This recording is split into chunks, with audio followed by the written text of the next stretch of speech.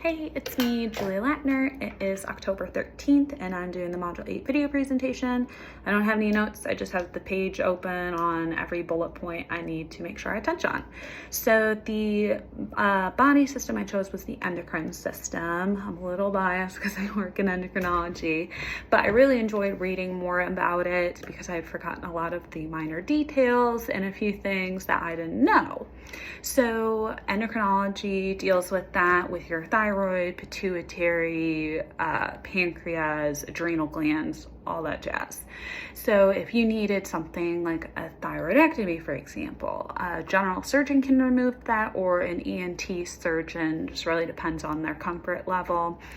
Different tests we do, we run a lot of TSH, free T3, free T4, testosterone, estrogen, everything to figure out hormonally where people stand.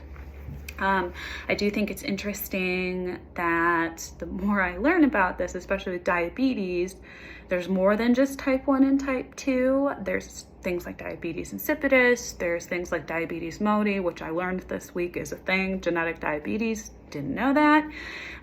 So it's really interesting learning more about that, and I do think it's important because I want to do emergency medicine or trauma surgery, and I do notice, especially when I was working in the emergency room, a lot of patients that would come in very sick had a lot of complicated endocrine disorders.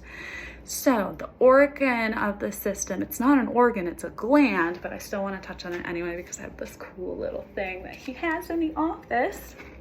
So it's a little trachea here, and you get to change the little thyroid gland. So this is a normal thyroid gland. This is a thyroid gland here with a papillary carcinoma on it.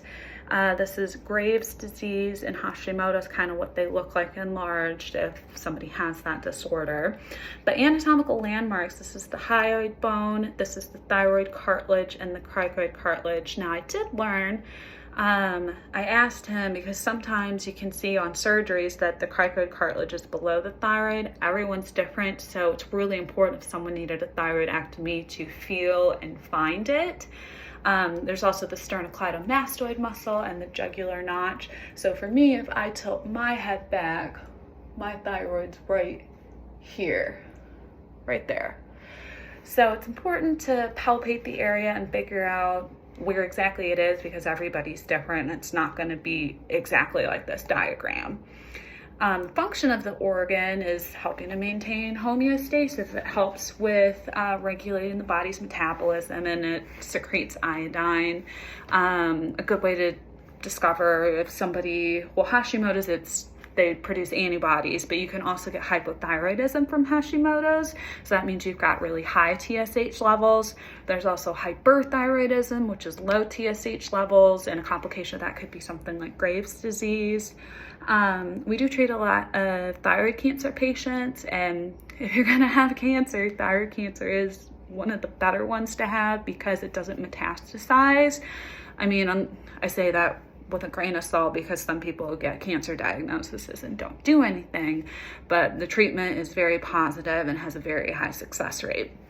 So I like endocrinology. I think it's interesting. I love the doctor I work with, and he teaches me more and more each day, and yeah, I'm excited to keep going. Thank you.